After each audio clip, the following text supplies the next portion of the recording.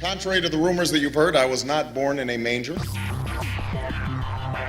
I was actually born on Krypton and sent here to save the planet Earth. We cannot continue to rely only on our military in order to achieve the national security objectives that we've set. Everybody somewhere between the ages of 18 and 25 will serve 3 months of basic training. We've got to have a civilian national security force that's just as powerful, just as strong. Yes, we can. Obama's healthcare plan will include coverage of all essential medical services. Yes, we can. Obama is a cruel hoax. He works for Wall Street. He's an agent of finance capital. Where did you come up with the number $700 billion? Here's the Treasury spokeswoman's quote. It's not based on any particular data point. We just really wanted to come up with a really big number. To Democrats and Republicans who've opposed this plan, I say, step up to the plate. A few members were even told that there would be martial law in America if we voted no. Secretary Henry Paulson is no George Washington. I don't think anyone questions, Mr. Kashkari, that you're working hard. Our question is who you're working for. Obama pledged that he would resume the Security and Prosperity Partnership talks between Mexico and Canada that President Bush initiated. The old boss is starting to look a lot like the new boss. Robert Gates is going to remain on the job as defense secretary for at least a year. Plenty of sources knew about this meeting, told us and others that it was at Hillary Clinton's house, but clearly it wasn't. We've got to give them a stake in creating the kind of world order that I think all of us would like to see.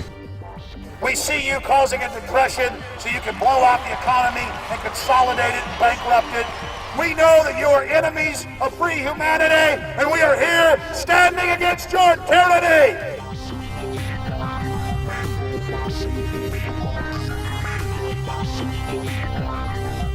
The Obama deception. The truth strikes back.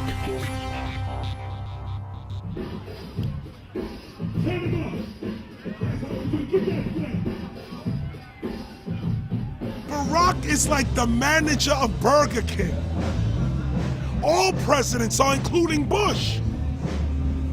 It's like this: when your fries are cold, if your burger is not done right, you go back to Burger King, America, or your government, and you say, my burger's cold, I want new fries. First, you go to the cashier, that's the courts. You argue to the courts. The courts, if you can't get no justice with the cashier, you say, let me see the manager. I want to go to the Supreme Court. I want to see the president. The manager comes out. Hi, what can I do for you? Now the manager can override the decisions of the cashier, but you never get to see the franchise owner of Burger King. If you really have a problem with your burger, you need to go see the franchise owner. We need to go to the top or to the bottom. We need to go to where the real architecture of government is. And it's not in a president. It's in a global scheme. Politics in America today is identical to pro wrestling. And what I mean by that is, in front of the cameras and the public, we all hate each other. I'm going to kick my opponent's butt. I'm going to whale him from here to high water and beat the crap out of him. Yet behind the scenes, we all are friends going out to dinner. Went to dinner together. And it's all a work. All intermarried. Show business. It's showbiz. And that's what you have today in politics. The Democrats and Republicans aren't really opposed to each other. Left and right mean nothing. The only thing that counts is, are you working for Wall Street or are you trying to defend the people against the financiers? It's pretty obvious that there's some gigantic financial institutions that have been pulling the strings of politicians in this country for a long time. And just the fact that we have it set up where they can donate millions of dollars to these guys' funds, these guys' campaigns. I mean, how do we not expect it all to go bad? America in 2009 was desperate for change. The past 8 years had been a disaster. Those weapons of mass destruction got to be somewhere. Maybe under here.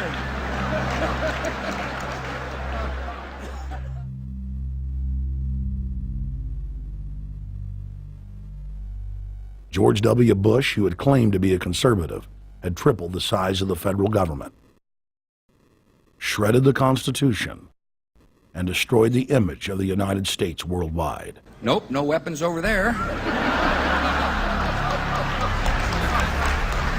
Endless wars, over 1 million dead Iraqis, and more than 5,000 dead U.S. troops. The Patriot Act, warrantless domestic wiretapping and spying, the end of Posse Comitatus, the rise of the treasonous North American Union, a deepening recession sliding towards total economic collapse. These factors and other abuses had the American people in a state of panic for their future and the very existence of the United States. The elite were in trouble. The people were beginning to see through their facade, past their front man, and to the ruling elite behind the throne. For the first time in U.S. history, both parties were universally hated. Congress had a 9% approval rating.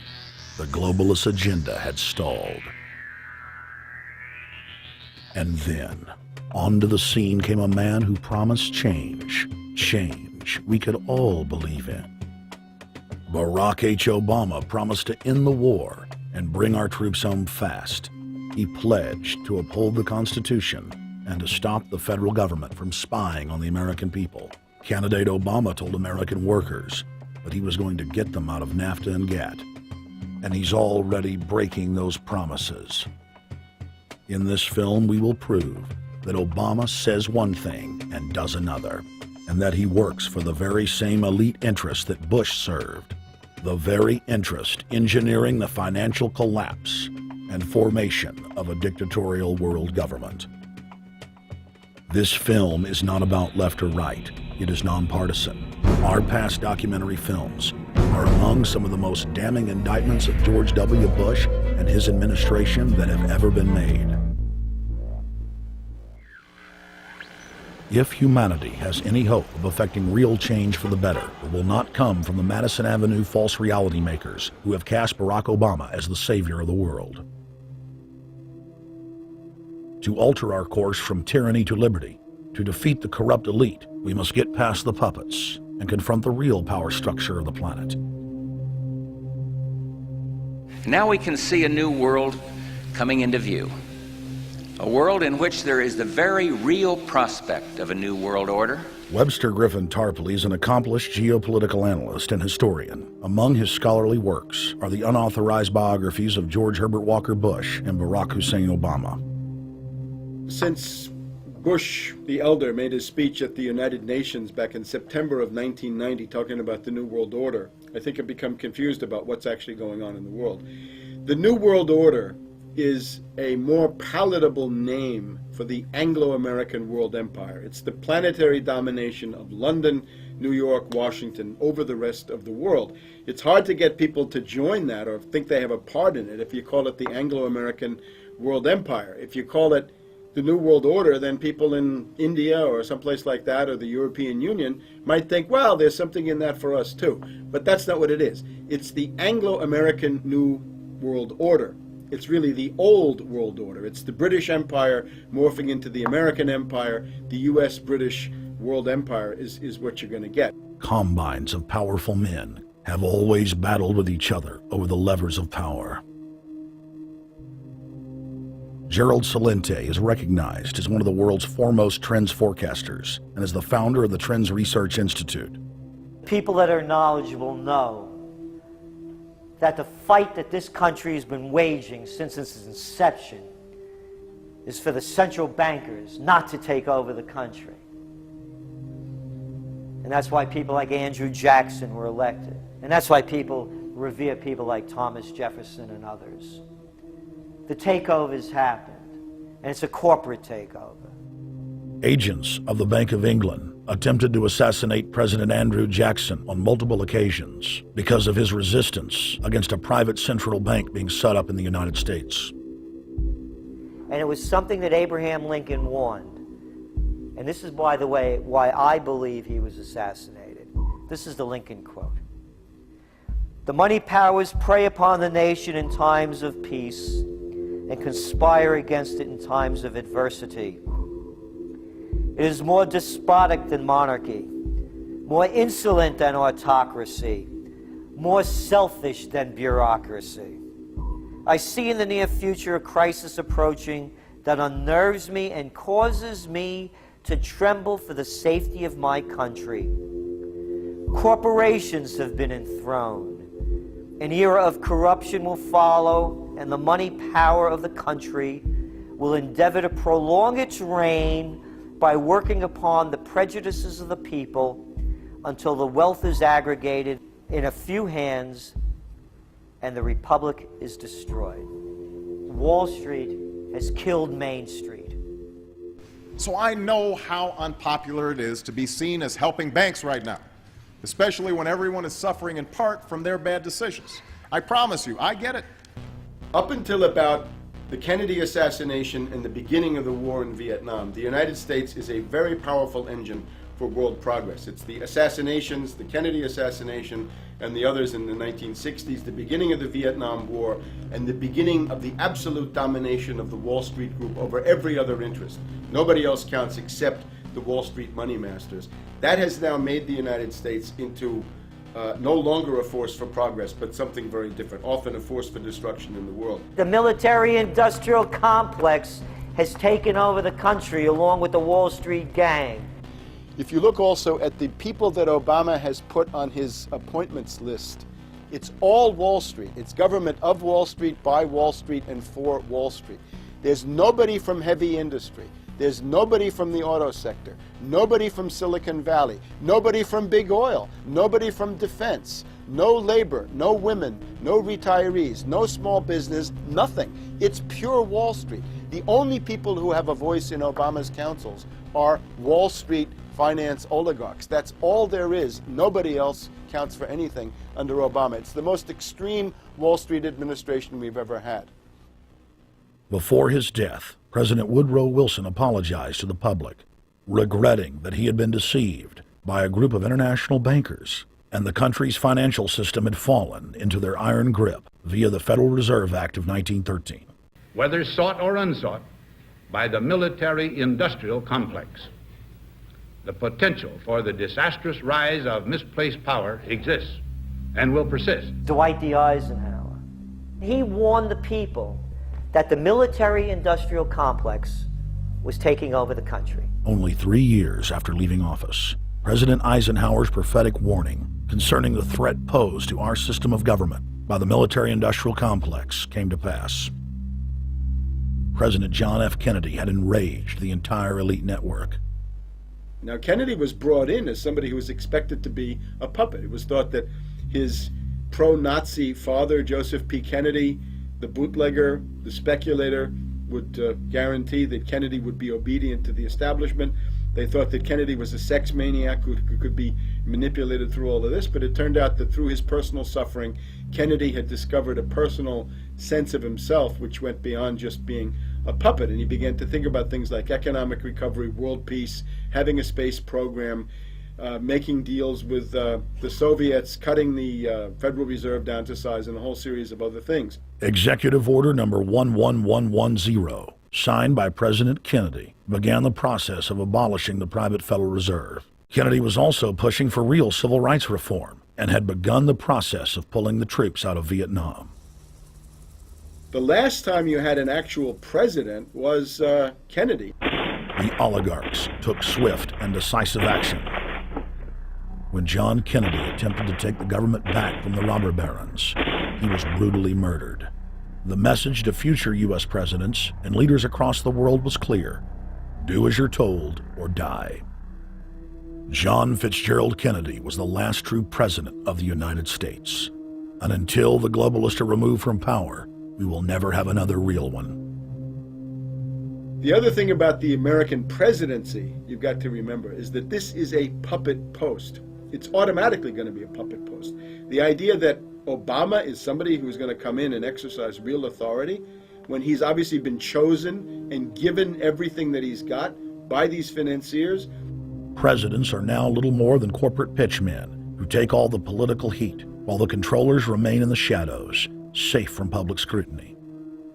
Hip-hop icon KRS-One is not just known for selling millions of albums. He has led a tireless crusade against youth violence and has been a strong voice for human rights.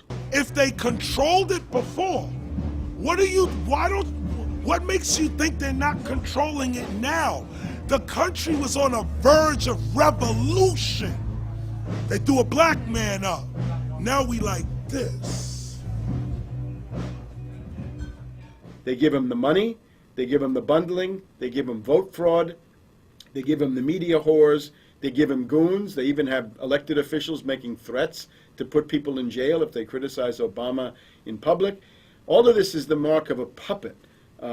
And that means that he is a puppet, actually more of a puppet than anybody else, more of a puppet than Mrs. Clinton would have been, even more of a puppet than McCain. He's the maximum puppet that we've had certainly since Jimmy Carter. They put a black face on the New World Order, and now we all happy. KRS ain't buying it. In the real executive power structure, the president serves the military-industrial complex, itself owned by the international bankers. If there's a revolution, the population just throws out the prime minister or president. The elite stays in power because the public is never aware of who the real enemy is. In Evian, France in 1991, standing before the Bilderberg Group, the apex of the world government power structure, David Rockefeller defined the New World Order as a system of world government serving the international banking elite. For decades, the banker-owned media would attack anyone who dared to warn the public that a dictatorial world government was being constructed right under their nose, and that national sovereignty was being deliberately destroyed. And now, after years of denial, the media and the elite themselves are proudly announcing that not only is world government real, but it is the answer to the financial crisis that they carefully engineered. Suddenly, the Wall Street Journal tells us that the North American Union is here, and that getting rid of the dollar for a common currency with Canada and Mexico is good. The Financial Times of London, published by a member of the Bilderberg Group, crowed that a dictatorial world government had been kept in the shadows for our own good, and that it was now time for it to emerge from behind the curtains of national security. White House Chief of Staff Rahm Emanuel stated on record that they can't let this crisis go to waste. You never want a serious crisis to go to waste. And what I mean by that, it's an opportunity to do things that you think you could not do before.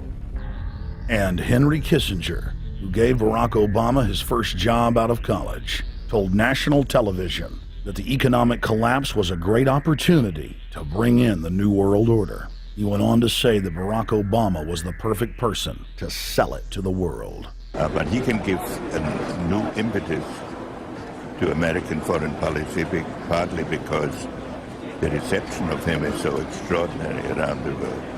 I think his task will be to develop an overall strategy for America in this period when really a new world order can be created. It's a great opportunity. It isn't just a crisis. In June of 2006, our team traveled to Ottawa, Canada, to gather intelligence on the shadow government's agenda for the coming years. I think that's the Queen. Investigative journalist and best-selling author Daniel Estulin had been tracking the Bilderberg Group for more than 16 years. His moles inside Bilderberg informed him that the elite were planning to first run the price of gas up to $150 a barrel, unimaginable in 2006. He also reported that after suckering the middle class back into the stock market, the group was going to implode the subprime mortgage market and destroy public confidence. Well, one of the things that we're getting from this morning and this afternoon's conference, this morning conference was about the energy crisis, the price of oil. The afternoon conference, which started about 4 o'clock, 4:30, they were talking about one of the American delegates, I wasn't told who exactly it was talking about the the concern that the American citizens have had with the housing prices going down, so they're not investing that money. So what they needed to do is they needed to create the illusion that everything is going well. So what they're going to do over the next year and a half is to bring the market back up to 1998, 1999 levels. They're going to get all the suckers to invest whatever little money they have left over, and that's when they're going to make the economy bottom drop out. They need to destroy the economy because as we're running out of oil, when people don't travel, at least that's what they're saying, when people don't travel, when people don't have money, they don't travel, they don't spend any money, which means you don't waste a lot of oil and natural gas. That's the afternoon. So how does this source, I mean, just ballpark, I mean, so you have this source, is it? Well, actually, there are two people who are members of the Bilderberg Club. It's actual members? They're members of the Bilderberg Club who for years and years and years have been going and participating in all the conversations. They've always been dead on, always. And last year they said the oil prices are going to go up to 150. At the time it was 39, it went up to 76, basically doubled. If it doubles again, it's going to be back to where these people They say. attack Iran and will it? Year after year, Estelin and other reporters like Jim Tucker are able to report on future events with stunning accuracy, all because they know the agenda of the Bilderberg Group. The Bilderberg Group sits at the top of the world power structure. 125 of the richest and most influential individuals on the globe make up its membership. From Istanbul, Turkey to Chantilly, Virginia, we have tracked the elusive Bilderberg Group. Bilderberg always insist on a media blackout. By June of 2008, we had already figured out that Barack Obama was the elite's puppet of choice. The national media claimed that during the weekend the Bilderberg Group was scheduled to meet, that Obama had speaking engagements set for Chicago and the Midwest. We knew better. In a classic bait and switch, the Obama campaign told the press corps to get on Obama's campaign plane, and that Obama would join them on the flight to Chicago. Campaign staff then slammed the door shut. The fawning press had been shanghaied as Obama's campaign aircraft lifted off without Obama. Robert, why were we not told about this meeting and that the senator wouldn't be on our flight until the doors were shut and we were about to taxi to take off? Again, we had a desire, Senator Obama had a desire to do some meetings. Others had a desire to meet with him tonight in a private way, and that's what we're doing. We set up these meetings.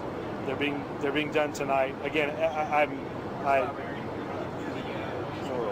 Is there more than one meeting? Is there more than one person with whom? I'm not going to get into all the details of the meetings. I don't know that I've got a ton more different answers for all of your questions. Obama wasn't going to Chicago. He had a meeting to attend, a secret meeting. Initially, it was believed that the secret meeting took place at Clinton's Washington, D.C. home. Obama's spokesman denied that, but won't confirm where the former rivals met. He also declined to comment on their topics of discussion. For a day and a half, the mainstream media engaged in a wild goose chase, trying to find out where Hillary and Obama had gone. 3 cover stories later, the corporate press had to admit they had no idea where the 2 candidates had gone. And to this day, Clinton and Obama aren't talking. Plenty of sources knew about this meeting, told us and others that it was at Hillary Clinton's house, but clearly it wasn't. In 2008, the trail led us to the Westfields Marriott Hotel, right outside Washington, D.C. We just flew into Washington, D.C. We're driving to the Westfields Marriott. Tomorrow, the hotel's closed throughout the week into the weekend for the Bilderberg Group meeting. We're going to check in the night before. They're going to kick us out tomorrow. So we're going directly into the belly of the beast. The hotel will be filled with at least 5 spy agencies: CIA, Defense Intelligence, Mossad, European Union Security. We checked into the Westfields Marriott 48 hours before hotel guests were scheduled to be thrown out ahead of the annual meeting. The building was nestled in the heart of the military-industrial complex, with the National Reconnaissance Office and Raytheon just a stone's throw away.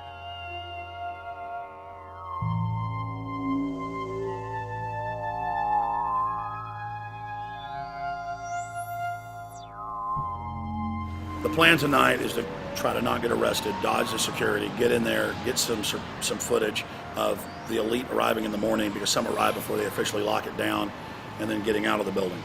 That's our plan. I'm also going to be getting a call by a international syndicated radio show, Coast to Coast AM with George Noory, and all week he's getting briefings from me every night about things as they develop.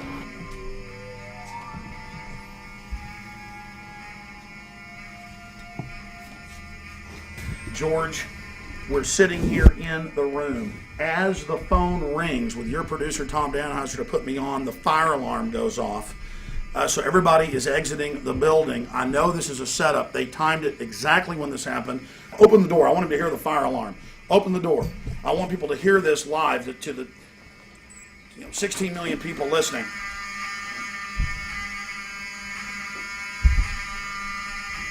George, do you hear that?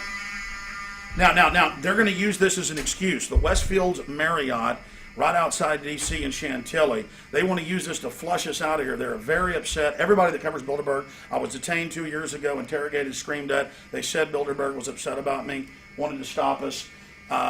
This is guaranteed. Everywhere we go, we're followed. We have another hotel across town as a base of operations. They were there questioning us, getting in our faces.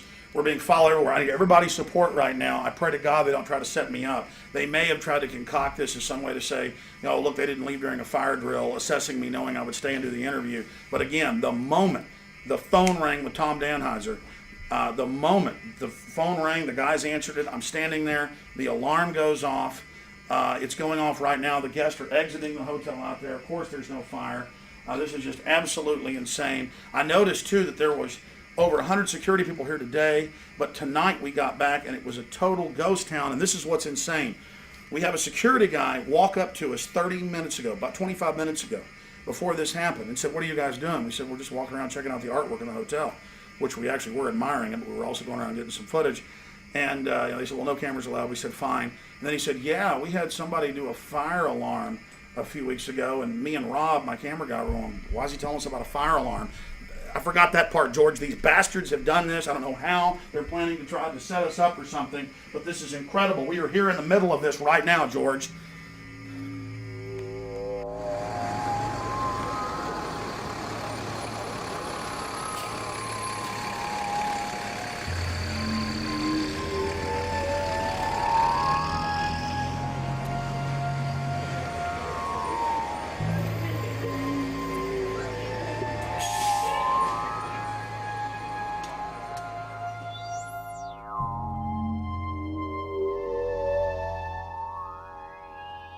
There you go, stay there, keep it locked.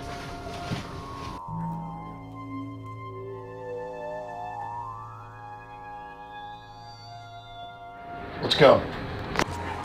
Let's get out of here now, Richard. Don't screw around anymore. We got out of here on exactly the right time. Is this the way out? Yeah.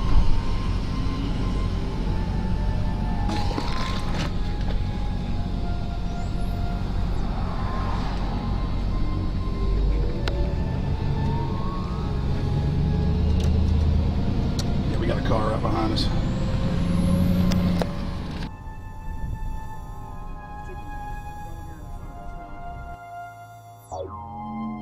We made about, 5 turns and 6 turns, the same car's following us. Now looks like he's following us into a... He came out of Bilderberg, he came out of the Westfield. He's being a little bit subtle, but... Not too.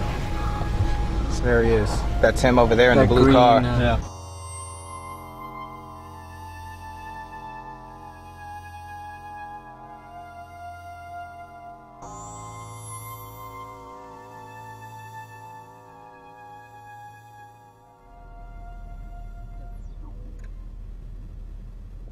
We're headed back to the Marriott here in Chantilly, Virginia, the scene of Bilderberg 2008. We successfully infiltrated the last day and a half inside, got out with some great stuff. We've been tailed, and now we're going back to cover the dignitaries, the elitists, as they arrive. And right now is the prime time for them to start arriving for the next 3 or 4 hours. We took about a 30-minute break. I'm sure we missed a few, but it doesn't matter. So we've got scores of people that just organically are listeners, info warriors that are out here taking action.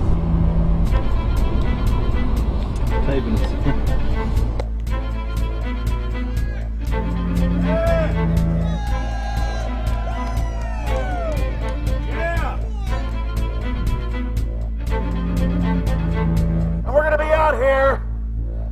next 3 days, while you try to chart the future of our destiny, we're taking our destiny back. You're not our gods or our masters. We witnessed at least 7 convoys of armed Secret Service entering the Westfields Marriott, and internal sources confirmed that both candidates did attend at least one meeting inside the conference. While the Bilderberg Group was 100% successful in 2008 at keeping their name out of the mainstream media, they did not fare as well when it came to the exploding independent press. During the entire 2-day event, anti-New World Order protesters and alternative media encircled the hotel. You are being exposed everywhere! From David Rockefeller, from John Edwards, from Bill Clinton. Your game of secrecy is over! You're gonna pay! Get him! It's up close! You piece of filth! You piece of trash! This is Bernanke, man! Bernanke, you're going down!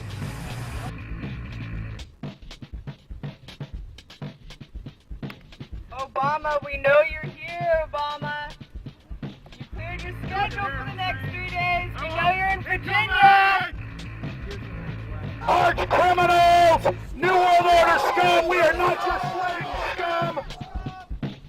Brave Americans came from all over the United States and bullhorned the main conference hall at close range as the global power brokers schemed inside.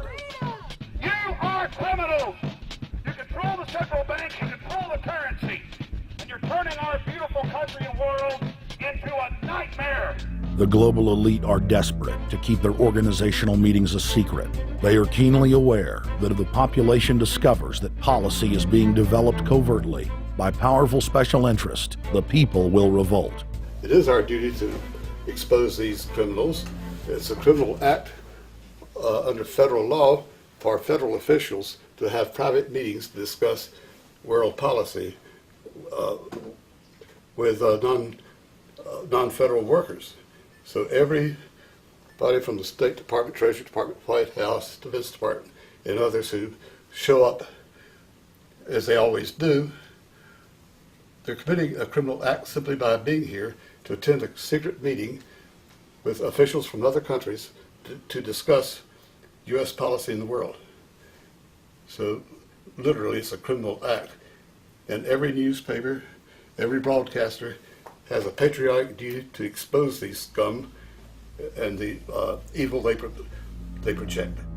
The election primaries served as a great diversion, while the true future course of the nation was being set behind closed doors.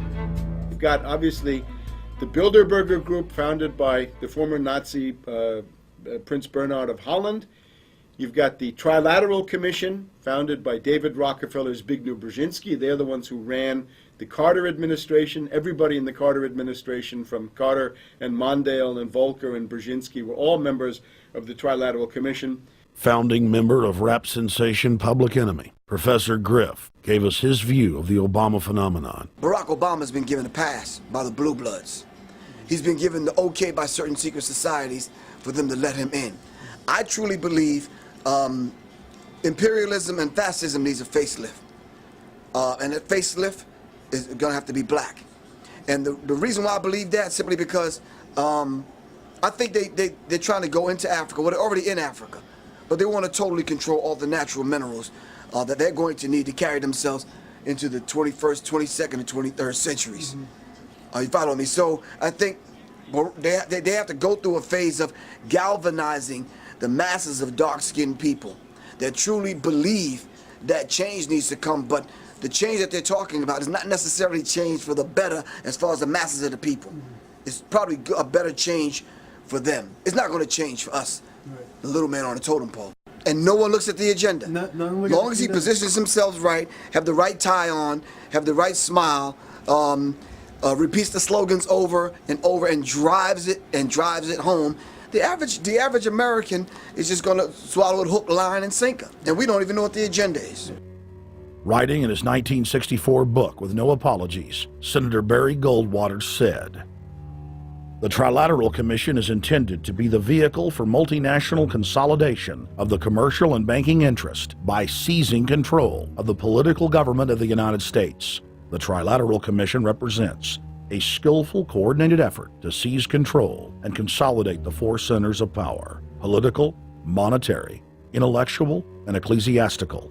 What the Trilateral Commission intends is to create a worldwide economic power superior to the political governments of the nation-states involved. As managers and creators of the system, they will rule the future.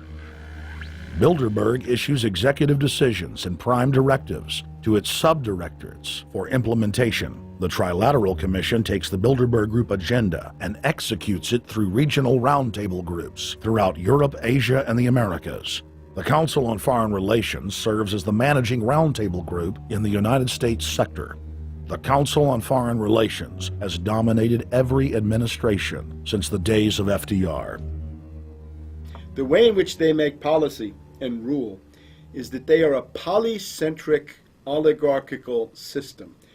You have to be a finance oligarch. Remember, this is not a society ruled by generals, not by priests, not by bureaucrats, not by demagogues, none of those, but by bankers. Bankers rule, and the bankers set up these institutions. They set up things modeled on the Royal Institute for International Affairs, Chatham House, and the Milner Round Table of the period right after the Boer War, so even before World War I.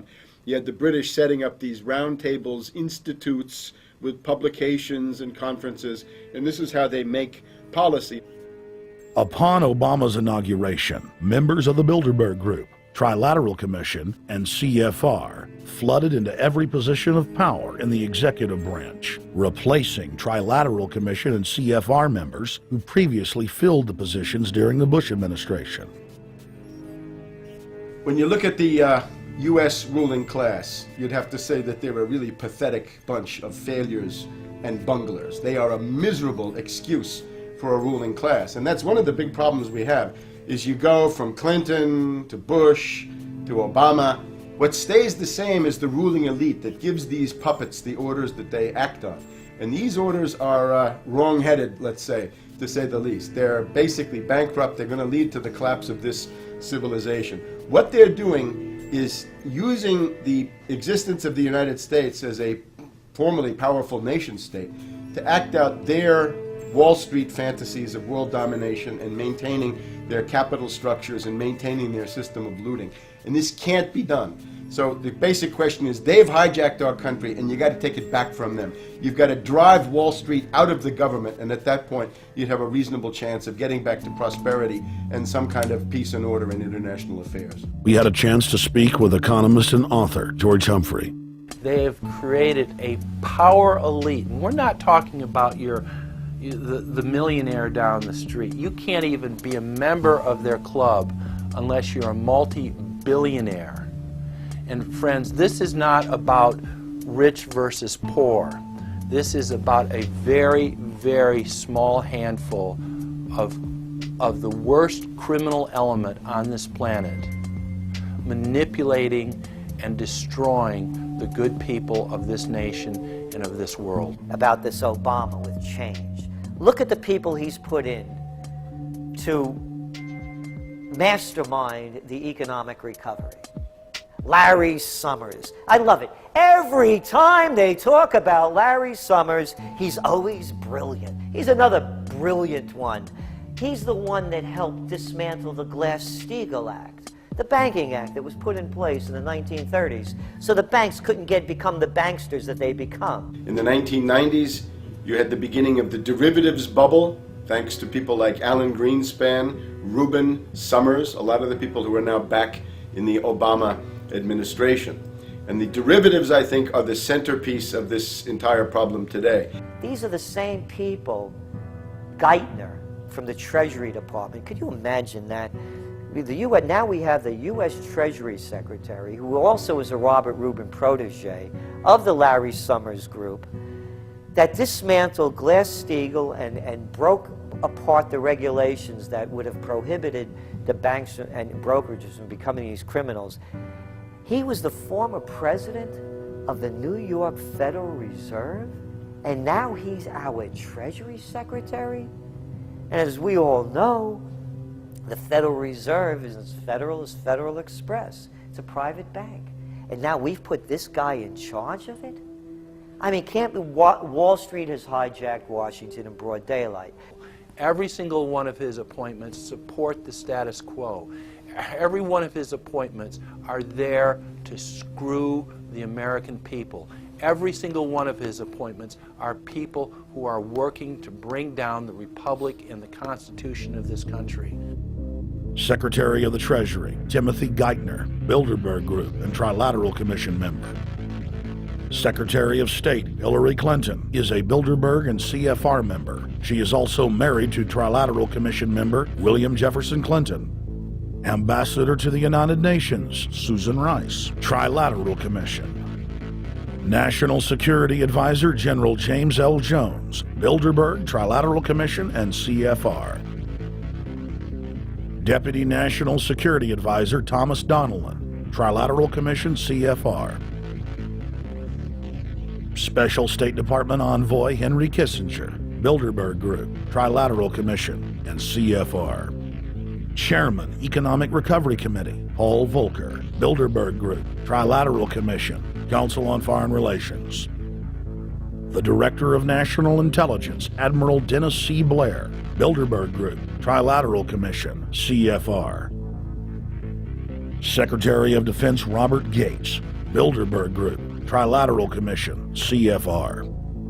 Deputy Secretary of State James Steinberg, Bilderberg Group, Trilateral Commission, CFR. State Department Special Envoy Richard Haass, Bilderberg Group, Trilateral Commission, and President of the CFR. Obama Presidential Advisor Alan Greenspan, Bilderberg Group, Trilateral Commission, CFR. State Department Special Envoy Richard C. Holbrooke, Bilderberg, Trilateral, CFR. And the list goes on and on. Even if Barack Obama were the most wonderful person in the world, he was groomed and brought to power by the global elite to carry out their agenda. Humanity must look past Obama and realize that presidents come and go, but the shadow government and their program of global enslavement continues. How could people be so stupid and gullible to believe a bunch of political people? So people who voted for Obama were trying to express, I think, first of all, something worthwhile. The hatred for Bush, Cheney, the neocons, the desire to punish the Republicans for their adventures, their police state, and their economic depression. The second question was on the economy. People felt that Bush was selling them down the river into a world depression. He is, of course, the new Herbert Hoover in that regard, so they were trying to get something different from that. The tragedy, of course, is, and this is really why Obama was groomed and prepared over a period of almost 30 years now, that Obama is there to frustrate and to deceive all of those hopes. Obama is a cruel hoax. He's a bogus sham. He's an absolute denial of everything that you'd expect from an American president. It is very disturbing to see well-meaning people falling for high-tech propaganda over and over again. It happened after 9/11. The American people en masse were swept into a mob psychology, irrationally throwing their common sense to the wind and doing whatever the administration told them to. The general public eventually caught on to the fact that George W. Bush was a deceitful thug and that the economy was in free fall. In the midst of it all, Barack Obama was there, speaking out against the abuse of the people at the hands of the establishment. With the election of Barack Obama, the world rejoiced that the United States was no longer in the hands of madmen. But unfortunately for humanity, this was another vicious fraud. I want to like the guy. He speaks gently, he's intelligent, he seems to be a man of peace. He is just as charismatic as they come. But you know what? Is that a tree is really, really measured by the quality of its fruit.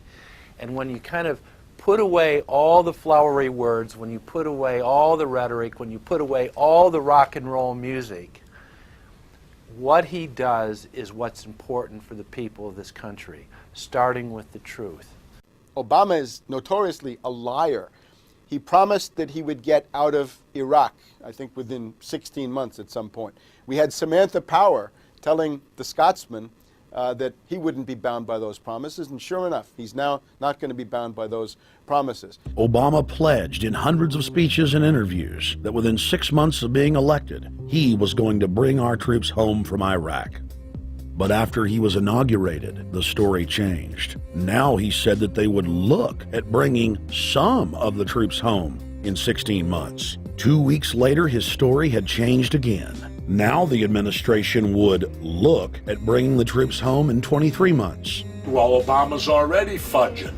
He's fudged since day one in this election, where he first said we're getting out. Well, now it's a timetable, and now it's da-da-da, because they're getting to him. They're understanding that, and he ain't going to be able to get him out because people more powerful than him got us in. When he first ran, remember, he was going to take the troops out. I get in there, troops come home. Day one. There is no military solution in Iraq, and there never was. I will begin to remove our troops from Iraq immediately. And then that went to 16 months. And now he's going to add, they're saying, another 30,000 or more troops to Afghanistan.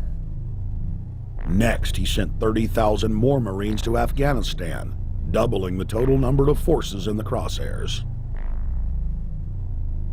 Barack then announced that he was going to move missile systems into Eastern Europe to encircle Russia.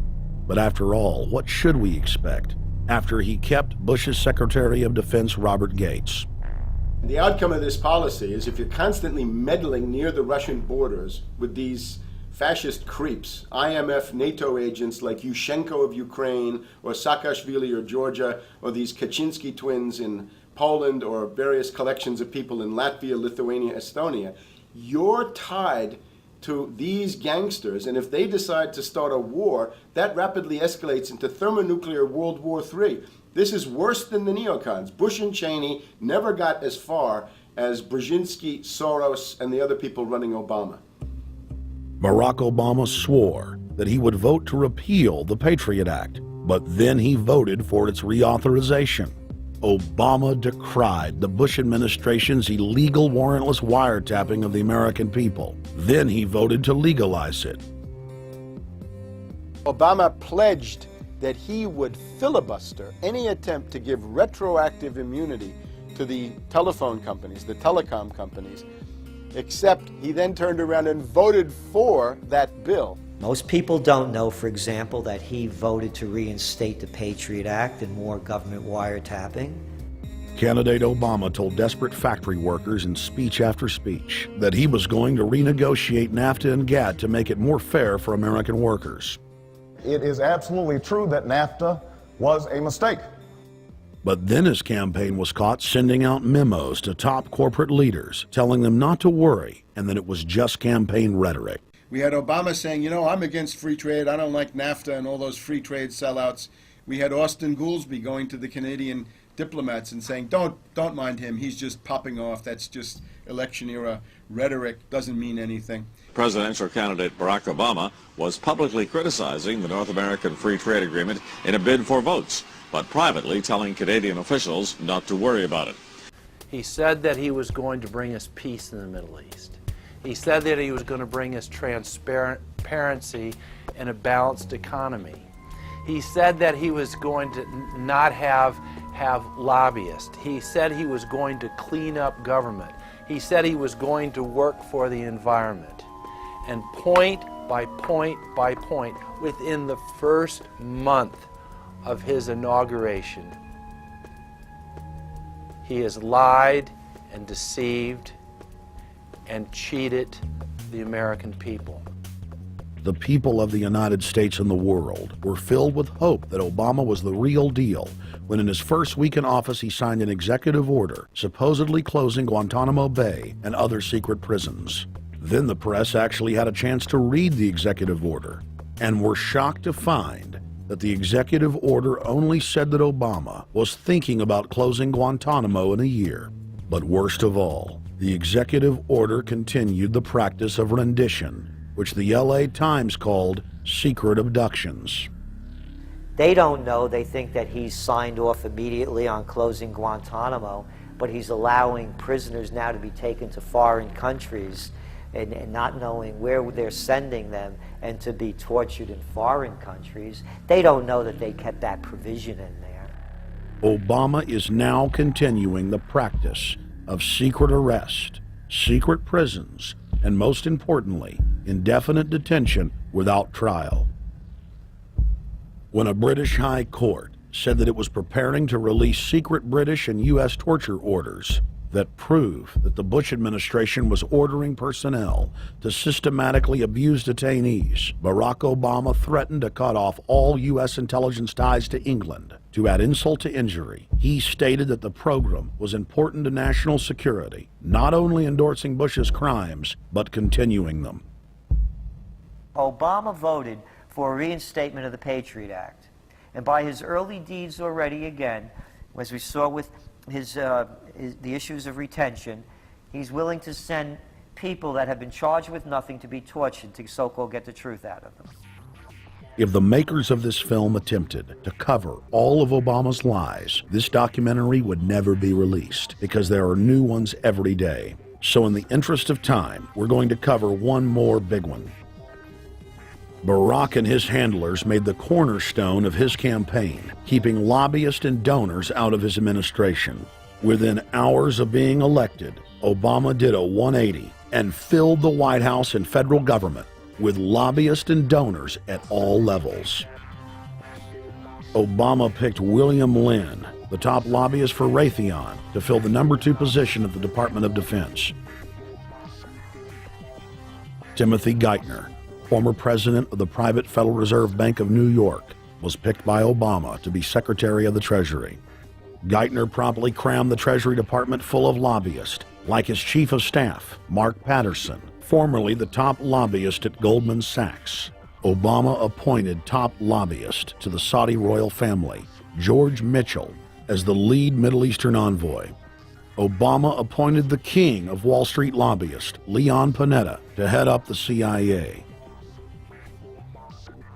Obama tapped Tom Daschle, top lobbyist for healthcare firms, to run the Department of Health and Human Services, and the list goes on and on. Then, 3 weeks into his administration, Obama launched a new lie, more outrageous than the previous. With Academy Award-level conviction, he said that he was upset about the banker bailout, which his own chief of staff, Rahm Emanuel, another former Wall Street executive, had engineered. Obama said that he had signed an executive order capping the CEO's salaries of those who had taken the bailout money. There was just 2 problems. All the major banks and brokerage firms were exempt, and the new order only dealt with any future bailouts. And those were to be on the honor system. What gets people upset, and rightfully so, are executives being rewarded for failure. AIG, Bank of America, and Citigroup, which have received billions in bailout money, don't fall under this plan. Only banks negotiating future agreements with the government will be restricted. But this appears to be built on an honor system, and White House Press Secretary Robert Gibbs had a hard time explaining how enforcement would work. Well, let me get, I will get clarification from Treasury on that. Generally speaking, this is already the biggest liar and the biggest disappointment that we've seen in recent history. And again, qualitatively beyond the rather low standards set by Bush the Elder and Clinton in terms of delivering on promises. Bottom line, Obama is a fantastic actor and an even better liar. His track record is clear. He has done the opposite of everything he told the people he would do. They'll make up one lie after another. And if you believe these people, knock yourself out. I don't believe a word they say. Within 1 month of the passage of the first banker bailout bill, the press reported that over $5 trillion had just disappeared out of the U.S. Treasury. By December, the amount of money that had been stolen had reached $8.5 trillion. The leadership of both political parties circled the wagons and would not discuss where the money had gone. In the Fed! In the Fed! In the Fed! In the Fed! Informed Americans protested the private Federal Reserve System at all 38 of their regional governorship offices. Arrest Bernanke and Paulson! Arrest all the criminals that stole the banker bailout money! It was refreshing to see people standing up against the real power structure, not being distracted by the elite's frontmen like George W. Bush and Barack Obama. We traveled to Dallas, Texas to cover We the People taking on the real enemy. Hey, I want to talk to the workers up there on the parapet. The ones smoking cigarettes that just jumped back. You're with the American people, we know that. But understand, ask the workers inside. You're not in a federal government building. You're in a private Federal Reserve that uses that name as a fraud. That'd be like if my first name was Federal Reserve Jones. I'm still not the federal government. I'm not a federal agency. But if I said my name was Federal Reserve, I could go out and pay off politicians and get them to allow me to get into power so I could issue the currency and credit, and then I could buy up the world. That's what these criminals have done. A lot of people think that the Federal Reserve is already part of the government. They're not. It's controlled by cliques of unelected, unaccountable bankers meeting in secret. Most of these people have never even been through the formality of a Senate hearing or a Senate confirmation.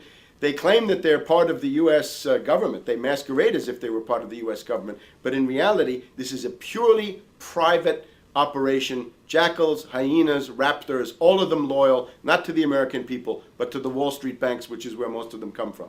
Everyone is pointing to Barack right now, President Obama, as saying, you got to get the economy together. You got to get the economy together. When in fact, the president has very little to do with the economy. It's the Federal Reserve chairman that at least sets the policy. That's a privately owned company, the Federal Reserve Bank. They set the agenda. These guys are masquerading as a federal institution. They are a private banking consortium, and this is their front, their holding company.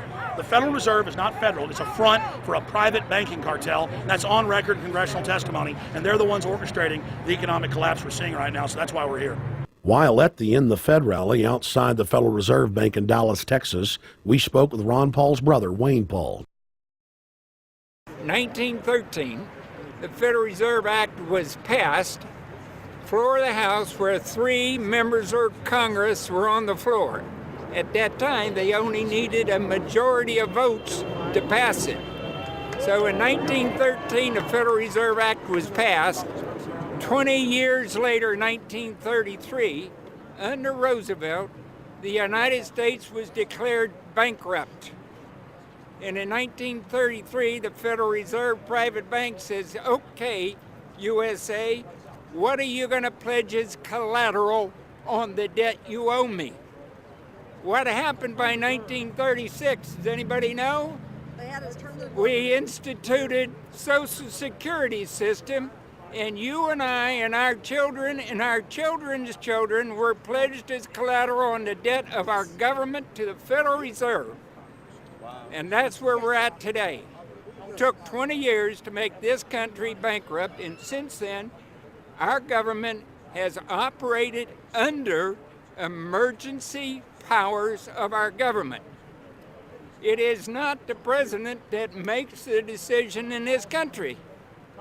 It's the Secretary of Treasury who turns around and is put in there by the Federal Reserve to manage the bankruptcy. We've been in bankruptcy ever since. So to print $700 billion and to give it away, how do they get away with it? The manager of the bankruptcy is told by the Federal Reserve this is the way to go. That's where we're at today. Yes, we should point out, Congressman Ron Paul now has a huge amount of sponsors for a bill in the House of Representatives to abolish the private Federal Reserve crime syndicate. In 1913, the money power of the country was taken away from the people. By constitutional privilege, it belongs with the Congress, but it was given up in the Federal Reserve Act. The Federal Reserve is no more federal than Federal Express, but yet it has the power to determine the direction of use of money in our economy. If we could take that power back and put the Federal Reserve under Treasury, we start to be in a position of being able to control monetary policy on behalf of the United States people. The Federal Reserve is totally private, and Alan Greenspan 2 weeks ago on PBS on Lair NewsHour said on record that they are above the law, the Congress, the President, everyone. No court can do anything. We run America. What is the proper relationship, what should be the proper relationship between a chairman of the Fed and a president of the United States?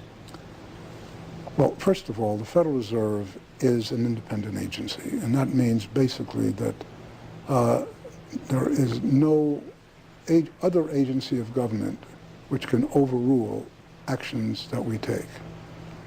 So long as that is in place and there is no evidence that the administration or the Congress or anybody else is requesting that we do things other than what we think is the appropriate thing, then what the relationships are don't frankly matter. Notice what Greenspan is saying. Greenspan is saying the Federal Reserve is beyond the law. And in reality, they are in practice beyond the law. Nobody, as far as I know, has ever audited the Federal Reserve. One of the first things we ought to do when we nationalize the Fed is go in there and find out the audit. Who stole money? Who engaged in corruption? There's a whole series of people going back to Volcker, to Greenspan, to Bernanke, and so forth. Think of the arrogance of private group of banks that have bankrupted the nation by design so they can repo the country. A private group of banks that loaned us our own money back are telling us they're above the law. You are not above the law, criminals. No one is above the law. No one is above the law, and the private Federal Reserve sure as hell isn't either. Since the founding of the Federal Reserve back under Woodrow Wilson, the Federal Reserve has struck out 3 times. They didn't stop the crash of 1929. They didn't stop the banking panic of 1932, 1933. And now they are the cause of the derivatives crisis because they're the ones who inflicted derivatives on the world with Alan Greenspan. Instead of our economy being about goods and services and real products and manufacturing, it's all about these guys, the private Federal Reserve that masquerades as a government entity who controls the issuance of currency and credit. They're the ones that have cut off the liquidity in the market. They told us have a debt-based economy. Then they cut it off once they get us under their thumb and implode the economy so they can consolidate it. And that's what they're doing right now. I mean, it's in their own documents, it's in their own statements. They claim, give us unlimited power, give us trillions of dollars of the Baker bailout bill that's already $5 trillion, not $850 billion as they say. And we'll get the economy going, but they're hoarding the money and buying up other banks that aren't part of the Federal Reserve, buying up insurance companies, buying up roads, infrastructures, media empires, defense contractors. What the banks do is they implode an economy by cutting off credit, and then once things really fall to a low, and they know the low because then they buy everything up and start then putting more money back into the economy, and then they build it back up. So they build us up and then shear us, build us up and shear us. And they're getting ready. All over the world, they're always shearing some country, imploding it. Comes out in their own IMF and World Bank documents. That's just the foreign arm of the same cartel. And these are the people who claim to be the saviors of the economy, the people who have created every important crisis in the past 100 years, the Federal Reserve. So it's illegal, it's unconstitutional, and it's a failure. And I think the failure is what everybody can see right now. Yeah, what they do is they make you think Clinton's evil in running things. Then, oh, Bush will save us. And then, oh, Bush was evil. Now we'll be saved by Barack Obama, but he's just a puppet. But as we get deeper into this phase, when they implode the economy, they have all the money and all the control. But they also like to pose as the savior. So Obama is meant to be the savior during the Depression, and he'll save us with a 1 million person, he said, is bigger than our military, domestic spy force, a 3 million person environmental spy force. So giving people these jobs to be government bureaucrats and spies to go out and manage the other 290-something million Americans. And so this is classical fascism. The communists also do it. Any vertically integrated command and control authoritarian system does this. So they're openly following what the same group of banks did in Germany, Russia. It's in the Communist Manifesto to have a private central bank, because the private central bankers actually wrote the ideas that they had Marx and Engels put out. People go, well, why would the banks want communism? It doesn't exist. They rape us, they consolidate us, they put us into work brigades, they make us slaves, and they say it's a people's paradise. Look at it, boy, you're really doing good. And then they transfer all the wealth of the nation offshore. The globalists are outside all the nations. That gives them safety, and they play countries off against each other.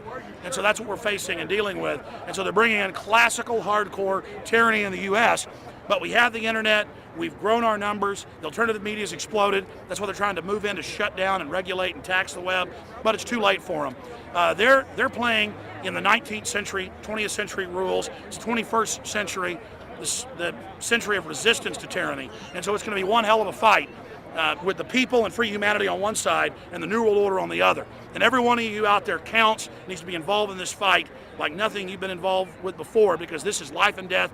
Everything depends on exposing these people. Everything depends on showing the people that this is the New World Order, this is the criminals.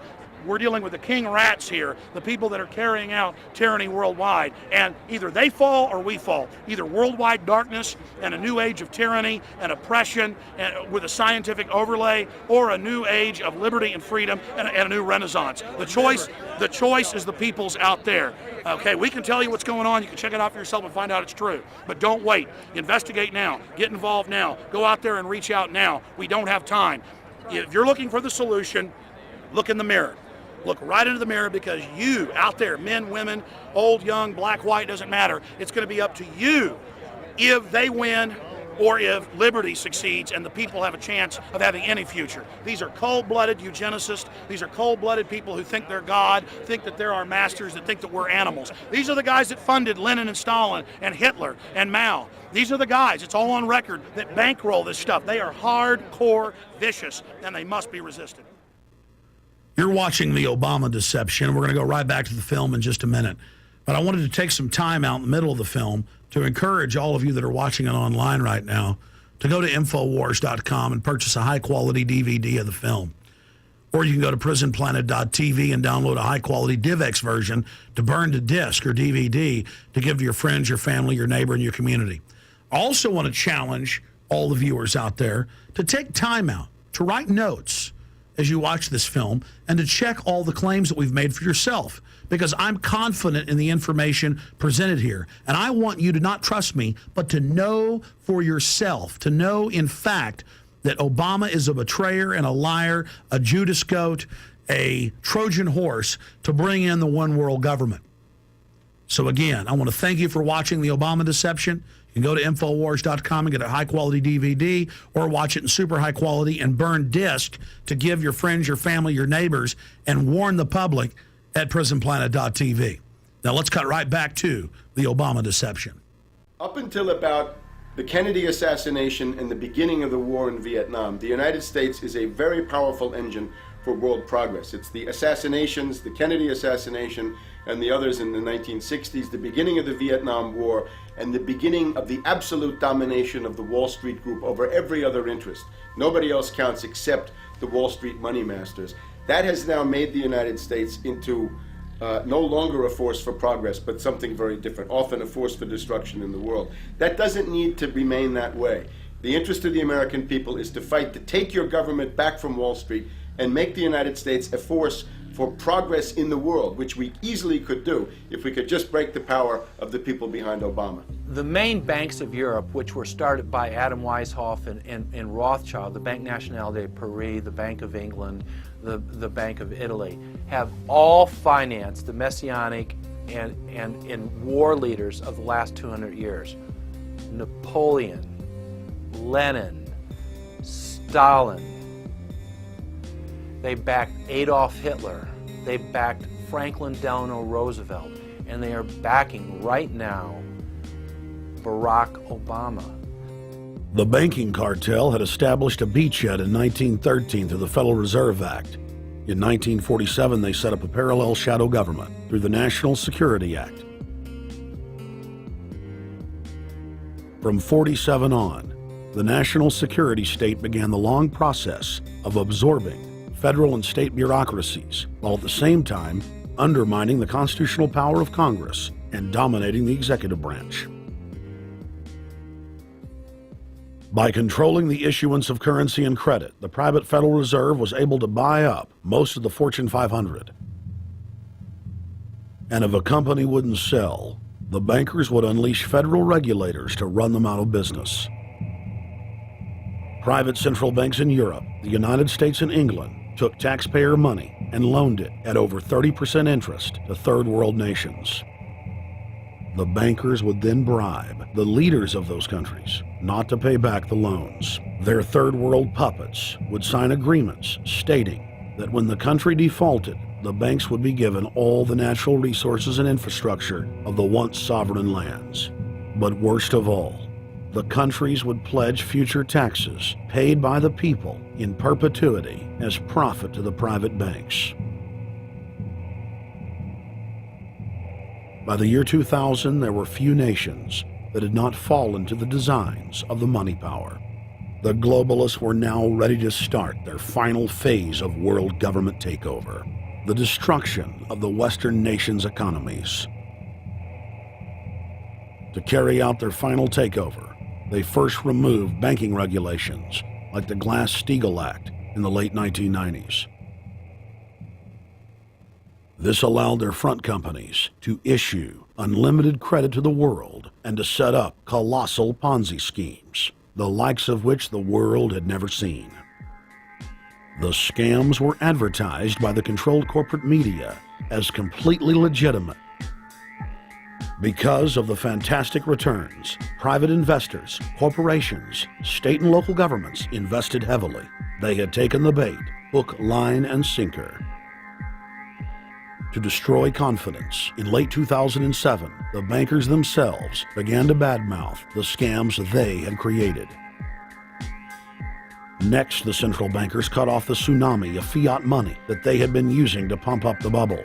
When Congress and the public refused to write the finance oligarchs a blank check, the bankers began to engage in financial terrorism. They said that the world would go into another Great Depression unless their demands were met, further destroying confidence. The stock market instantly had its biggest one-day loss in history, but even that wasn't enough to force Congress to capitulate to the offshore banks. Senator Inhofe of Oklahoma and Congressman Brad Sherman of California, amongst others, told the world that the entire Congress had been threatened with martial law by the White House and the Treasury Department if they didn't pass the so-called banker bailout bill. The only way they can pass this bill is by creating and sustaining a panic atmosphere. That atmosphere is not justified. Many of us were told in private conversations that if we voted against this bill on Monday, that the sky would fall, the market would drop 2,000 or 3,000 points the first day, another couple thousand the second day, and a few members were even told that there would be martial law in America if we voted no. That's what I call fear-mongering. Unjustified. The final version of the bill was kept secret from the Congress until minutes before the vote on October 3, 2008. The Federal Reserve had promised total transparency, that every dime would be accounted for. To Democrats and Republicans who've opposed this plan, I say, step up to the plate.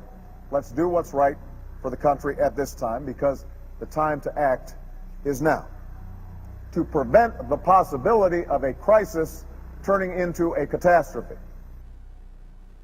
After its passage, the public learned with horror that the bill was really a financial coup d'etat by Wall Street.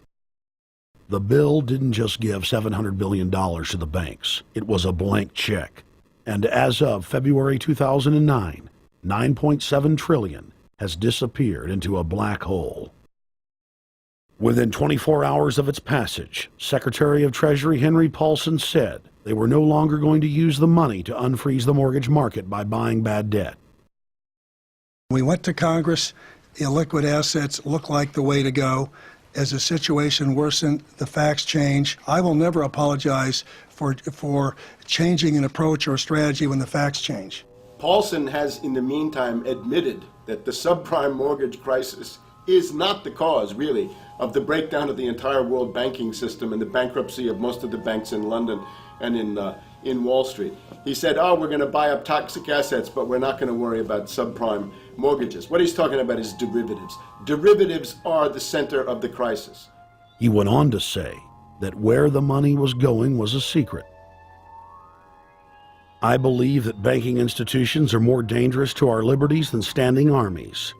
If the American people ever allow private banks to control the issuance of their currency, first by inflation, then by deflation, the banks and corporations that will grow up around the banks will deprive the people of all property until their children wake up homeless on the continent their fathers conquered.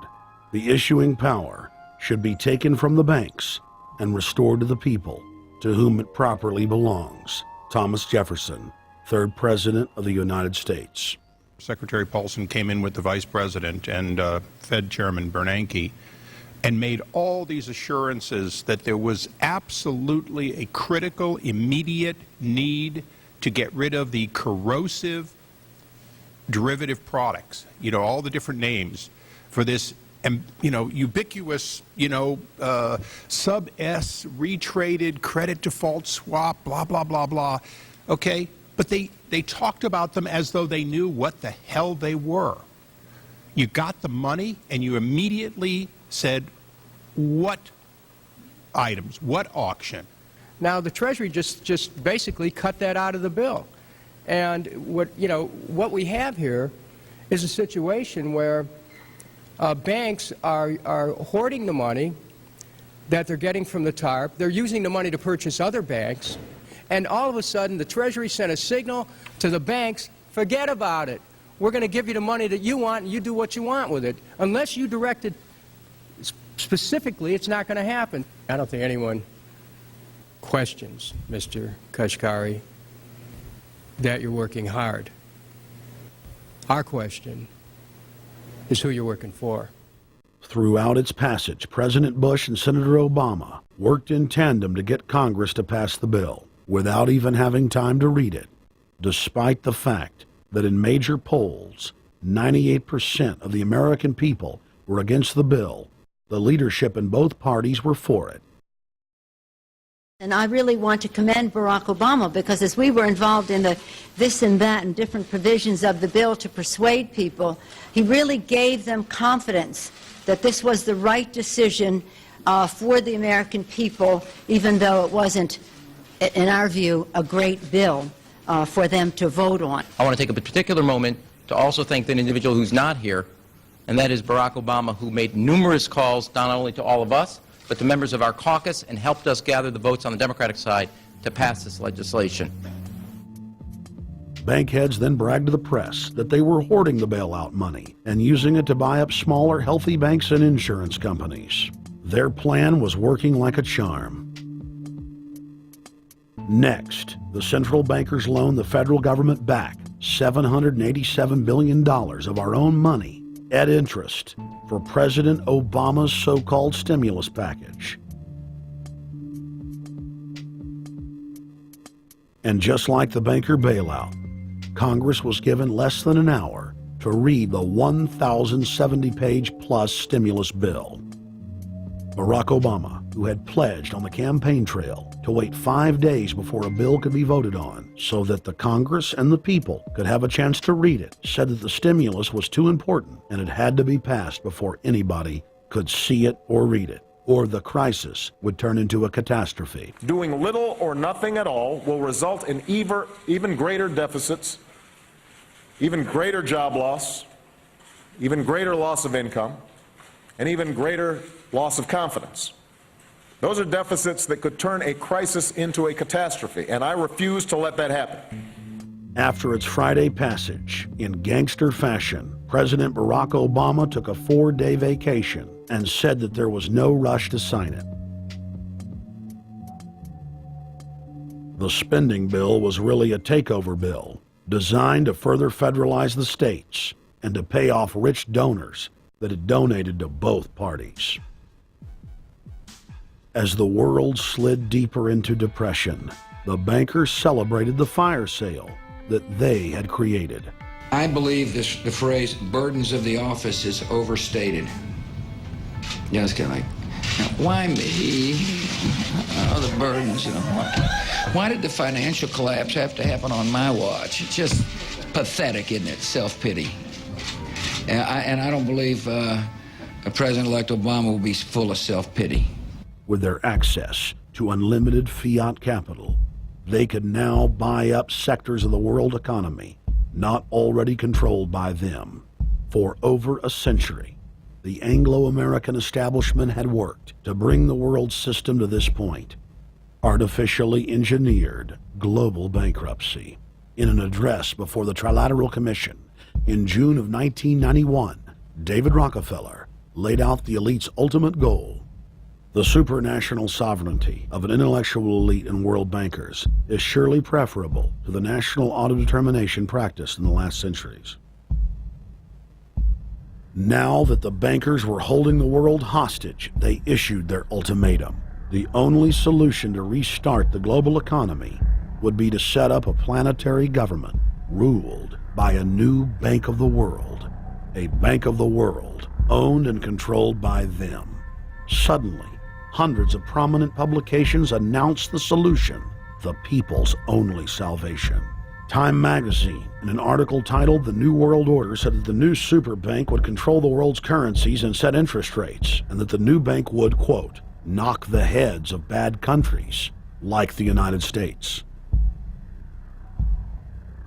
At a meeting of central bank heads and finance ministers dubbed Bretton Woods II, the plan for world government was unveiled by the very bankers that had engineered the collapse. Formerly sovereign countries would now pay their taxes directly to the banking cartel. Hundreds of new carbon taxes, controlling every facet of human activity, would only be the beginning. Now all the elite had to do was to sell the public on accepting the final phase of their takeover. And it's Obama's job to sucker the public into standing down so the bankers' agenda can move forward unhindered. Never before in U.S. history has the media gotten behind a president like they are behind Obama. The press has pulled out all the stops, bestowing a crown of infallibility upon Obama as the savior of the people. The elite are betting everything they've got on Obama's charisma and hoping that he can sell the world on their program of tyranny. Yes, there have been differences between America and Europe. No doubt there will be differences in the future. But the burdens of global citizenship continue to bind us together. A change of leadership in Washington will not lift this burden. In this new century, Americans and Europeans alike will be required to do more, not less. Partnership and cooperation among nations is not a choice. It is the only way. We've got to give them a stake in creating the kind of world order that I think all of us would like to see. In truth, Obama is not simply continuing George W. Bush's policies. He is radically expanding them. I thank President Bush for his service to our nation. This film has documented the painful fact that Barack Obama's agenda is the complete opposite of what he has claimed it to be. Now we will reveal what Barack Obama and his controllers' true agenda is.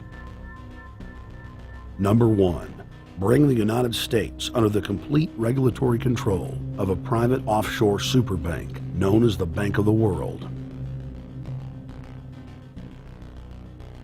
More than 100 new taxes are now being developed under the umbrella of curbing greenhouse gases. The new taxes will be paid directly to the private bank consortium. At the producer level, taxes will be paid on farm animals' flatulence. At the consumer level, there will be carbon taxes on all forms of meat, beef, poultry, pork, and fish. All cars will be fitted with satellite tracking boxes that will tax driving by the mile.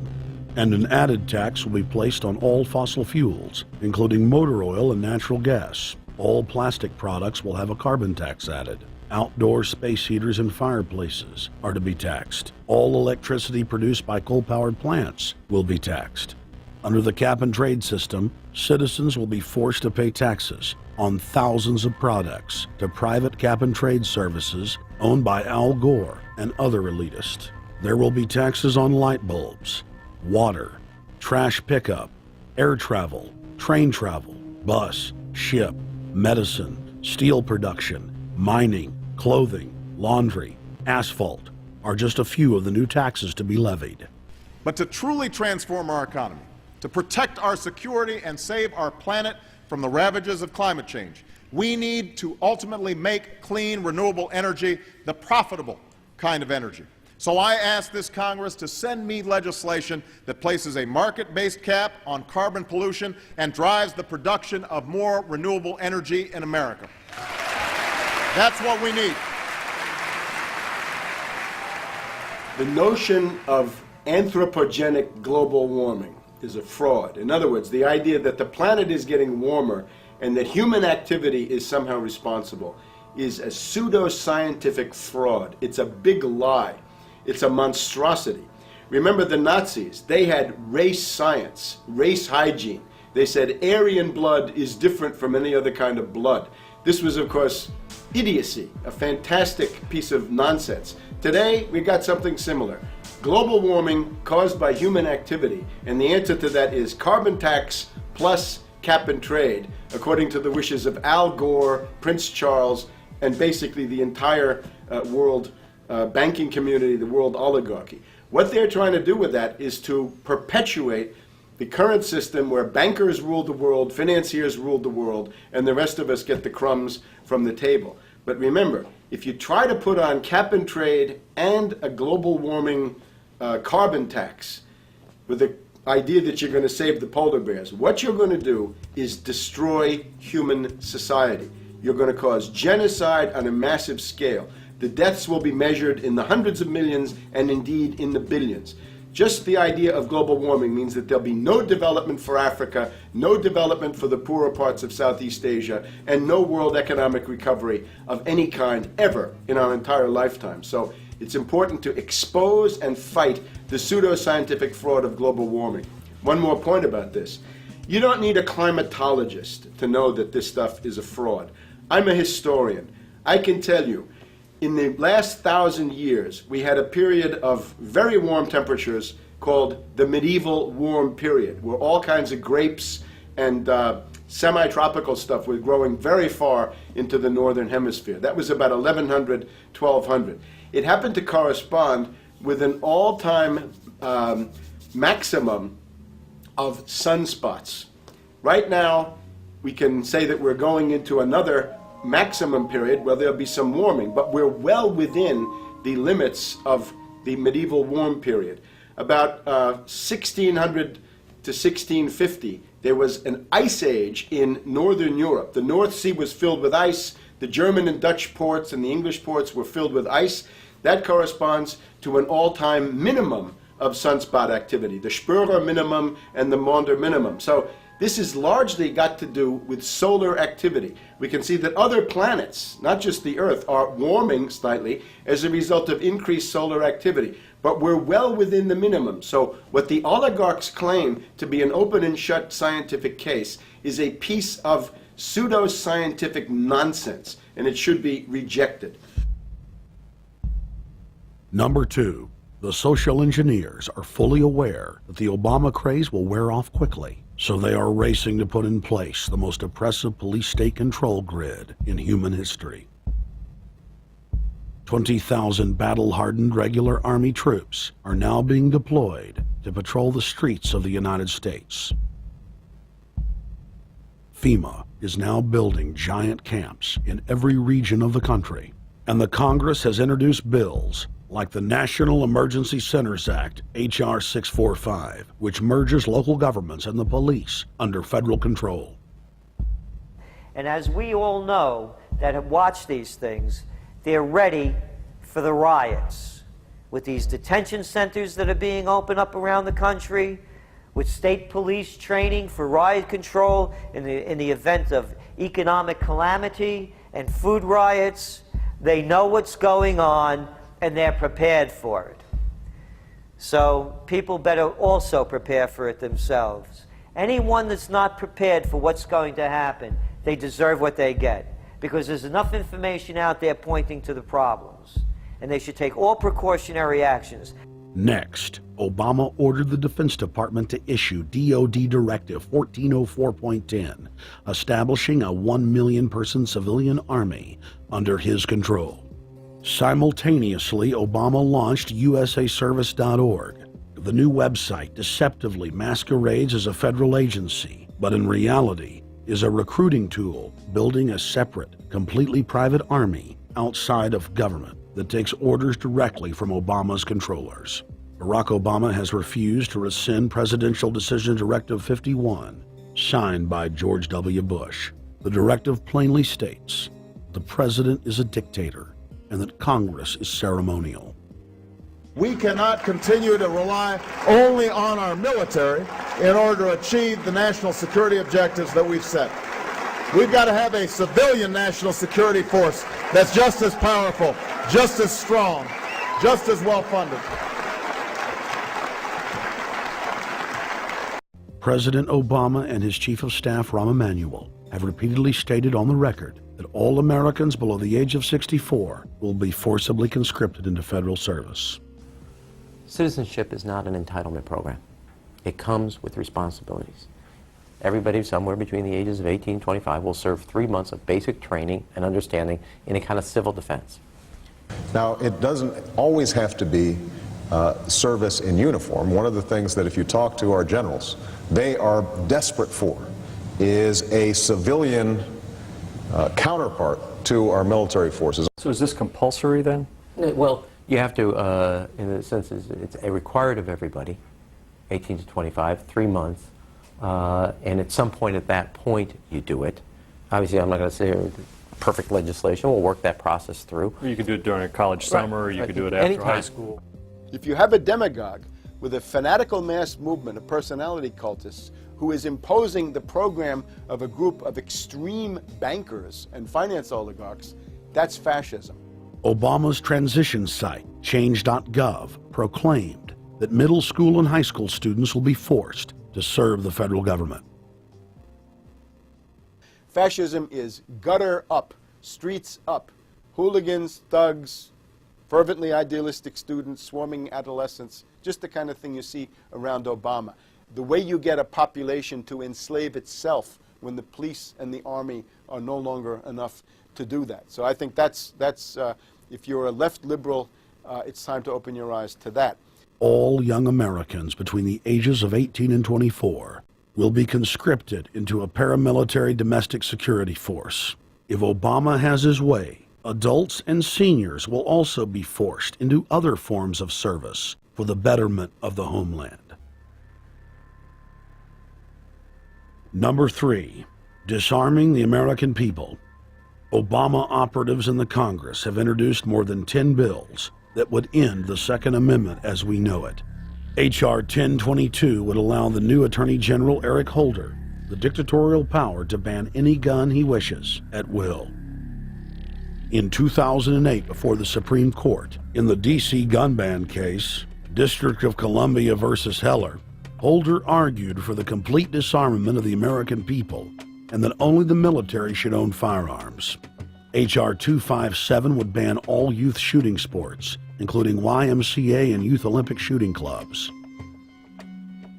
H.R. 45 would force all gun owners to undergo federal psychological screening, registration, and testing to keep their firearms. White House Chief of Staff Rahm Emanuel has proposed the extrajudicial banning of any American on the fraudulent no-fly list from owning any firearm. That is, if you are on the no-fly list because you are known as maybe a possible terrorist, you cannot buy a handgun in America. Over 25,000 Americans are added each month to the no-fly list, which numbers over 1 million people who have not been charged or convicted of any crime. It's a case of mistaken identity for a 5-year-old boy from Normandy Park.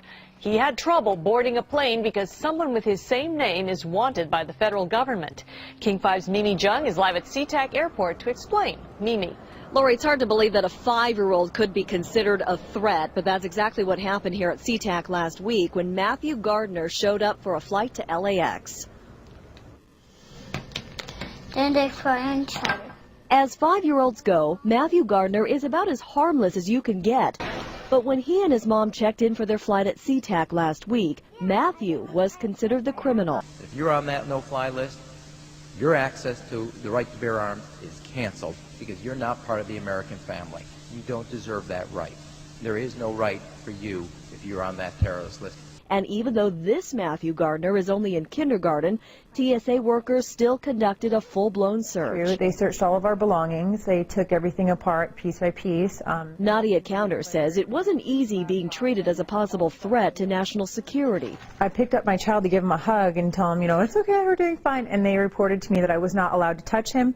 He was a security risk, and they had to research me to make sure that I had not obtained any materials from him. Number 4, massive restrictions on the First Amendment guarantee of free speech.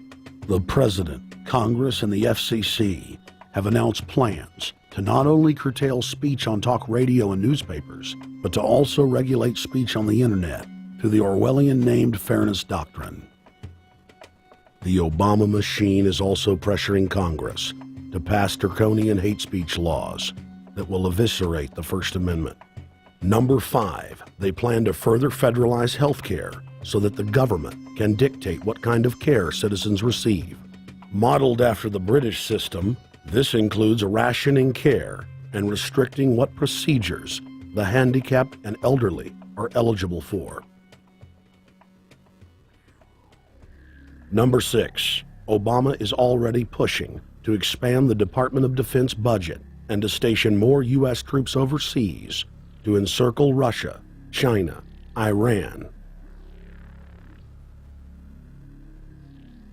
as well as setting up bases in Africa under the pretext of humanitarian aid, and dominate and occupy Africa through AFRICOM. So we're taking your phone call, seeing what you think of Barack H. Obama. Is he a Judas goat? Is he a front man? Is he a betrayer? Let's go to Anthony in Georgia. Anthony, what's your take on Barack Obama? They put the face of Barack Obama as part of their public relations because it's like the old folk tales about vampires. A vampire cannot force his way into somebody's house. It's against some kind of metaphysical law. So the vampire has to persuade the resident of the household to open the door and invite him in. So they're going to look at the peephole at Barack Obama, which looks like them and appears to be on their side. They're going to say, okay, here's my ally. Let me open the door and let me let this person in. And then Barack Obama is just, of course, a front man for the American empire, where he's going to have the entire U.S. Navy, the entire U.S. Army, and the entire U.S. Marines under AFRICOM command. And, of course, he's going to turn it into a new Iraq, and he's going to turn it into a new Afghanistan. Every operation that you see going on in Iraq and Afghanistan is going to propagate to the poor countries of Africa. And well, sir, I agree with you. They're looking to the people. They see a handsome, smiling African face. You know, he's all, hey, I'm from Kenya. And then it's a total bait and switch. But it's the same thing here in the United States where they would get sellout Native American chiefs to sell out their people. This is the oldest trick in the book. And he can also pacify the most downtrodden minority groups in the United States. And he's saying, hey, get ready for sacrifice. Get ready to lose your standard of living. They're like, yay, I love Obama. They could never get away with this with a John McCain. Obama basically does a couple of things. One is, again, this idea, kick the Chinese out of Africa. Kick them out of Sudan where they get oil. Kick them out of Zimbabwe where they get raw materials. Start a civil war in Congo, another big source of raw materials. Al-Qaeda, an arm of the U.S. intelligence community, is now active in Algeria, Tunisia, Morocco. You've got a destabilization going on in Kenya around Odinga. That's Obama's cousin. This is a guy who has two children. They're Obama's niece and, nephew in a broad sense. And one of them is named Raul, and the other one is named Winnie, after Winnie Mandela, who did the necklacing and political assassinations in South Africa. So this Odinga is essentially a CIA destabilizing operation in Kenya, and he's got a Odinga Islamic Alliance to crush the Christians in Kenya, but this also reaches into Ethiopia, it reaches into Uganda, Congo, Tanzania, and a whole bunch of other countries in that region. So all of Africa is a battlefield in flames between the U.S. and the Chinese, with Obama leading the charge to kick the Chinese out for geopolitical reasons. Number 7, radically expand federal control over family farms and ranches through the Animal ID and Premises ID system. Number 8, accelerate the merger of the United States with Canada and Mexico under the Security and Prosperity Partnership. He is also accelerating the transfer of remaining federal authority to unelected quasi-governmental bodies like the World Trade Organization. Number 9, Obama must convincingly play the part of the president and convince the people of the United States that the buck actually stops with him. This is critical to the globalist master plan, because in 4 to 8 years, Obama must take the blame, as Bush did, for the New World Order's horrific agenda. At that point, the elite will put a new puppet in the ceremonial seat of power and build him up as the savior, only to tear them down again. And so the process is repeated over and over.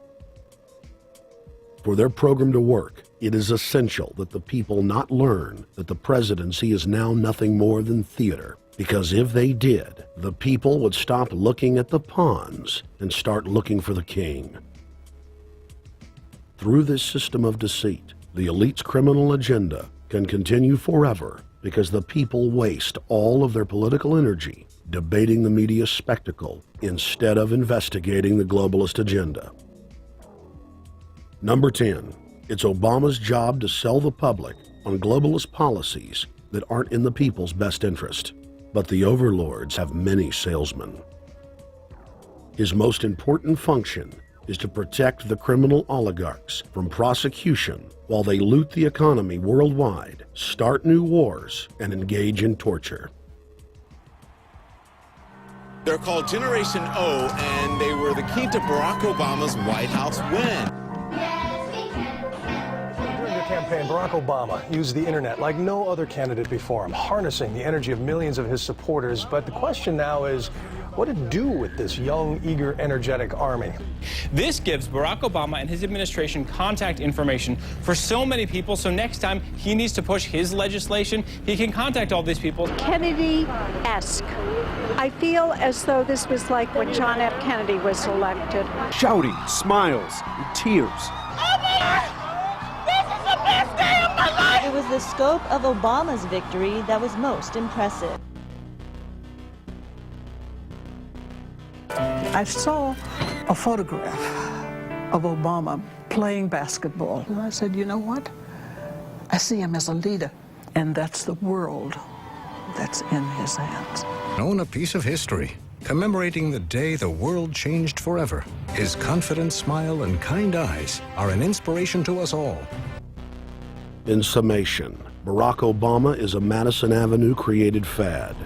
All of the crazed Obama worship, being pushed by the corporate media, is scientifically designed to capture the public in a net of peer pressure mass euphoria.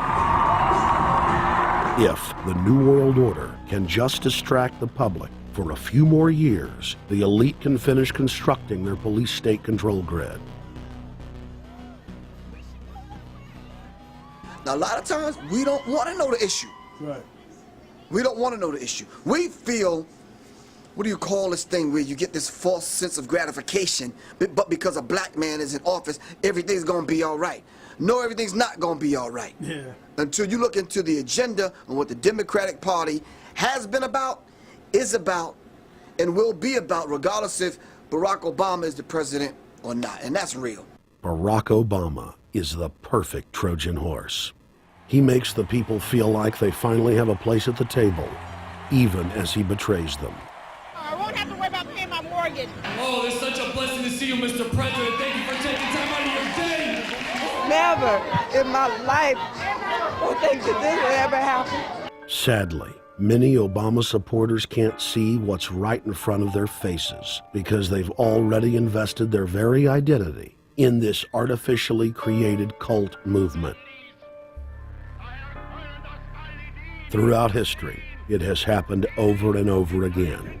People turn their intellect over to cult of personality mass movements, and it's happening again.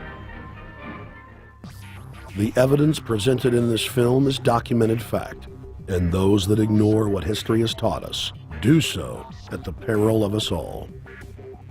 As frightening as the information in this film is, there are many things we can do to stop the globalist agenda dead in its tracks. First, we expose the cult of Obama for what it is, a sad hoax. Next, realize that we are all being propagandized 24/7. Investigate all information for yourself, be it political parties, the media, or this film. Be aware of the tricks that the elite use, like the staging of false flag terror attacks and other crises.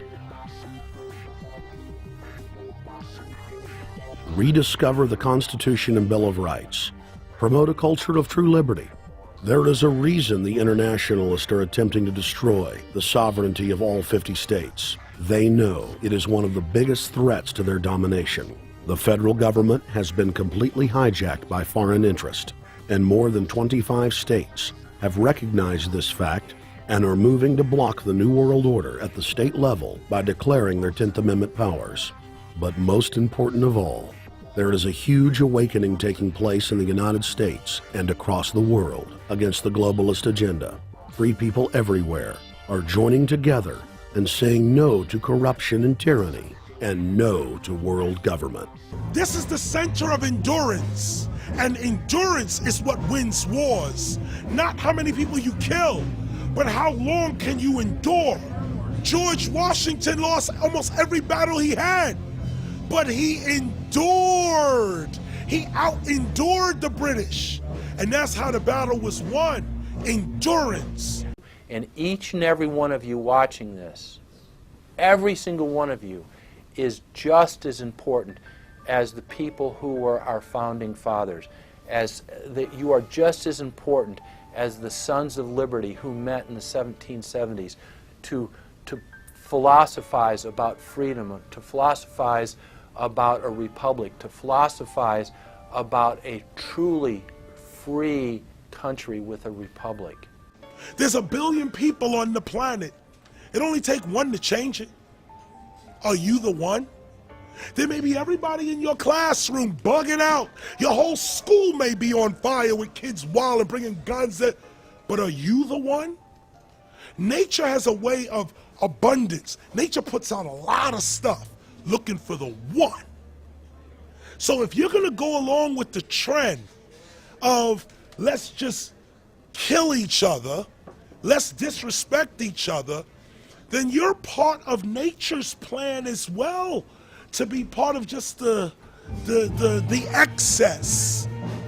But if you think more of yourself than just being the excess, you'll do more for yourself. Are you the one? Everybody's not gonna make it, but you have an opportunity to save yourself. Well, we don't have to look back thousands or even hundreds of years to see how dangerous this present-day situation is. We can look back to Bolshevik Russia. We can see the takeover by the Bolsheviks talking about the people's revolution, talking about the positive change. And Lenin came in and then Stalin. The fact is that over 40 million Russians between 1925 and 1940, good Russian, people who were Christians, people who had their own businesses, people who were educated, they were exterminated because they had their own business, because they were educated, because they believed in God's law. We can look over at Germany. Germany was in a very, very terrible economic situation, and this very charismatic leader called Adolf Hitler comes in. He makes the roads good, and he promises a better life for the people. And within 10 years, you see a completely nationalized, centralized, dictatorial situation where millions and millions of people were exterminated.